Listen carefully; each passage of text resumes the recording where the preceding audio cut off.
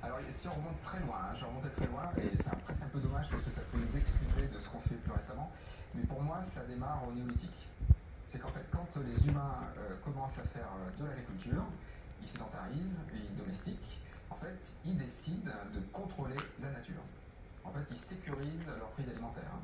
Et donc, quand on fait ça, en fait, on se met dans un climat d'abondance matérielle, abondance de biomasse, abondance d'aliments, local. Alors une fois qu'on fait ça, alors ça c'est le biologiste qui parle là, si on met des êtres vivants, alors je biologise un peu trop là, mais c'est juste pour c'est un regard, si on met des êtres vivants dans un monde d'abondance matérielle, ils font de la compétition et de la performance. À partir de là, s'ils font de la compétition de performance, eh ben, ils vont faire encore plus d'impact sur l'environnement. Donc du coup, c'est la colonisation, les plantations à la Renaissance, la mécanisation dans la révolution industrielle, et depuis les années 50, c'est le pétrole, le numérique, et donc là, on part en exponentiel. Et donc en fait, c'est la grande accélération de Will Stephen. Donc on est vraiment là-dedans, et du coup, aujourd'hui, le système se casse. En fait, c'est terminé.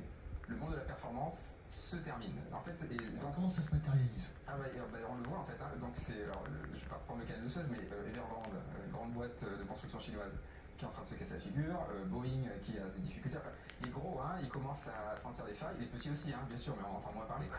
Et les gros, et puis